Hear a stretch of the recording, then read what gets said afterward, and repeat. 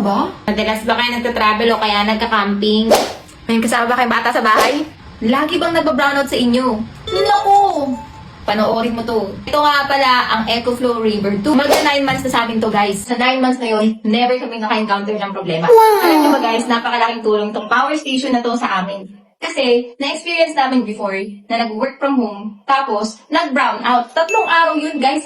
Ibig sabihin, 3 araw kami hindi nakapag-work. Ngayon, guys, simula nang nagkaroon kami nito, never na kami nag-alala kung magba-brown out man. At tandaan nyo, lalo na kapag summer na, nagba-brown out talaga, hindi maiiwasan. Honestly, guys, nagtingin din naman kami sa ibang brands. Pero, ito yung nakita namin pinaka-affordable. And, reliable talaga. Ito yung nag-weigh lang ng 3.5 kilograms. At, meron siyang 5 ports. So, ito, pwede kayo mag-charge dito or pwede kayo dito magsasap ng appliances. Tulad ng rice cooker, hair straightener, charge ng phone, ng tablet, ng laptop, electric fan. Ngayon, eto naman, meron siyang dalawang type A and isang type C. Then dito naman, pwede nyo siyang i-charge sa kotse ninyo o kaya naman, pwede nyo ikabit dito yung solar panel ninyo. So, pwede nyo siyang i-charge through solar panel. Tapos, eto naman yung display niya, guys. Press nyo lang yan. And then, makikita nyo dyan kung ilang hours pa yung kayang itagal. And then, ito naman, kung ilan na yung percentage na lang niya.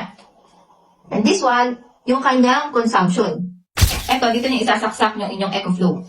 May kasama na rin tong 3 kable guys. Itong isa ay para sa pag-charge sa outlet. Ito namang isa ay para sa pag-charge ng EcoFlow sa inyong kotse. At ito namang isa is kapag halimbawa iba yung itsura ng outlet na sasaksakan ninyo. In just 1 hour, maku-full charge niyo na to. Ang laking tulong talaga dito sa amin. Kasi kahit nasa labas kami, nakakapag-work pa rin ang mga phones natin. Talagang nalulobat yan. Kaka-picture, kaka-video, nalulobat talaga yan. Kaya kapag meron ka nito, hindi ka na mag-aalala kasi pwedeng-pwede ka mag-charge. At guys, napansin namin, ang bilis mag-charge dito ha. Ang bilis mag-full charge ng mga phones namin. Ang ganda pa, kasi very handy siya. Madali lang siyang dalhin at hindi siya ganun kabigat. Unlike ng ibang brands. Para matunayan sa inyo na okay itong EcoFlow River 2, try natin. Try natin siya dito. Ayan. So, nag-charge siya. And yung consumption niya ay ito. 6.